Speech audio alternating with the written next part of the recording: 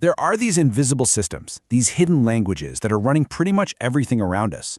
They're operating just beneath the surface of our everyday lives, connecting it all. And most of us, we never even see them. So what if you're missing the real story? I mean, what if the most important parts, the real why behind everything, are happening in a language you just don't speak, or in a system that's completely invisible to you? Well, today we're going to try to decode a few of these. And it's going to get a little weird, because we're going to connect something as subtle as a cat's apology to the totally wild psychology behind a financial bubble. And you'll see how both of them pull back the curtain on this world that's operating just out of sight. All right, let's start with something we all think we know, our pets. We feel like we understand them, but they're actually communicating in this really complex language that, honestly, we often get completely wrong. Okay, so take the slow blink. We see it and think, oh, that's cute, my cat trusts me. But it's so much more than that. Imagine there's been some kind of conflict. Maybe you shouted or just startled it. When a cat senses that tension, the slow blink is a deliberate choice to be vulnerable. It's a calculated risk, basically saying, hey, I'm not a threat, let's fix this. And get this, when you return that blink, studies actually show it lowers stress hormones in both of you. It's like a literal physiological reset button. And that's just one signal. The blink is just the beginning.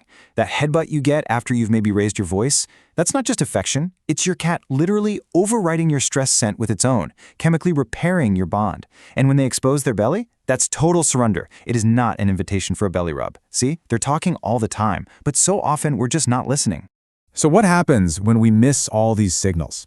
Well, if a cat keeps offering these apologies, these little olive branches to fix the bond, and we just ignore them, they don't get louder, they don't escalate, they just stop. They give up. And that silence you get isn't peace. It's the sound of a relationship where one side is just completely checked out. Okay, so that whole idea, misinterpreting signals, missing the real story, that's not just about cats. Let's scale this way up. Let's look at how these same kinds of unseen forces play out among millions and millions of humans. Now, I know it seems like a huge leap, from cats to finance, but bear with me. In the exact same way we miss a cat's intentional signal, we are often completely blind to the primal emotional forces that drive massive financial manias. We tell ourselves we're making these smart, rational choices, but really, a lot of the time, we're just part of a herd, running scared because we're terrified of being left behind. Let's just call it the banana bubble, to keep it simple. Imagine a new, special banana shows up. A few people buy one, the price inches up. Then a few more people buy in. Soon you've got everyone buying these bananas, but here's the thing, nobody's eating them. They're just buying them to sell to the next person for a higher price. It's pure psychological momentum, and it has absolutely nothing to do with what a banana's actually worth. So what takes this banana craze and turns it into a full-blown, catastrophic crisis? It comes down to one word: leverage. This is the hidden fuel poured on the fire. It's the moment you stop buying bananas with your own money and you start buying them with the bank's money. Think about it this way. Let's say you put in $10 of your own cash, but you borrow $90 from the bank. Now, if the price of your bananas goes up by just 10%, that $10 you put in is now $20. You've doubled your money, 100% gain. Amazing, right? But what if the price goes down by 10%? Well, that $10 you put in, it's gone. Poof, wiped out. The market barely has to twitch, and you can lose absolutely everything. And look, this isn't just some fun thought experiment about bananas. This exact psychology is playing out, right now, in what people are calling the AI gold rush. Only this time, the bubble isn't just digital or financial. It has a massive physical footprint and very real, very hidden costs. So let me introduce you to Damien. He bought his first home in this quiet, kind of rural part of North Virginia. And then, an AI data center got built just down the road. The construction was loud, sure, but he figured it would end. What came next was so much worse. That abstract financial mania we were just talking about, for him, it suddenly became very, very real. You have to understand, these things aren't just warehouses full of computers. A single AI server rack can use 20 times the power of an old school one. One rack. That's enough electricity to power an entire neighborhood. And these facilities have thousands of them. And to keep all that hardware from melting, a big data center can drink up to 5 million gallons of water a day, often in places that are already struggling with water shortages. So who do you think pays for the giant new power plants needed to fuel all this? It's not the tech companies, it's people like Damien. His power bills are already up 30%. And the energy companies? They're warning that bills could go up by as much as 50% for everyone in the region.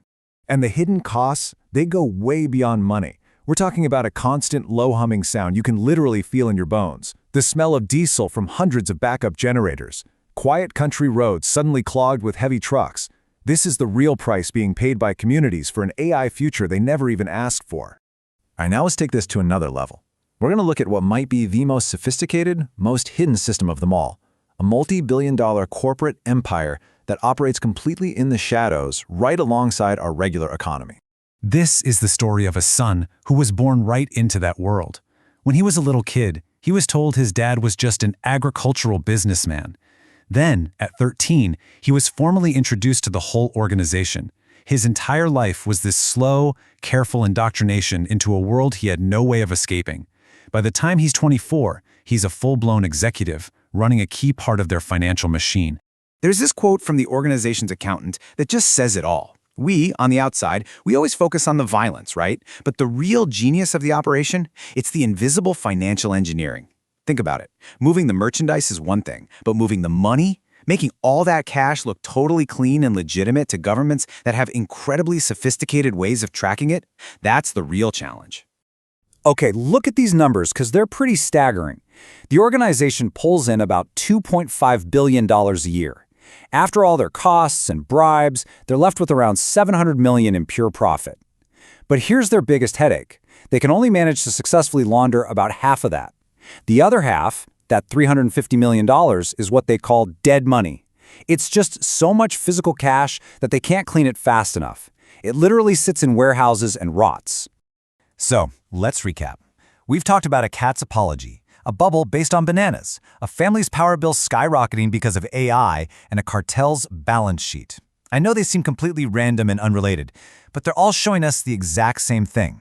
There's this unseen world, full of hidden forces, that is constantly shaping the reality we think we know. It's the hidden languages we just don't understand. The hidden psychology that we tell ourselves is rational thought. The hidden costs that we don't even realize we're paying. And these massive hidden systems that run everything from cartels to geopolitics. You know, when a country suddenly says it wants to buy Greenland for national security, you can bet the real unseen reason is something else, like access to rare earth minerals or newly opened shipping lanes in the Arctic. The point is, the real story is almost never what you see on the surface. These hidden systems, these unseen forces, they're everywhere. They are operating just out of sight all the time.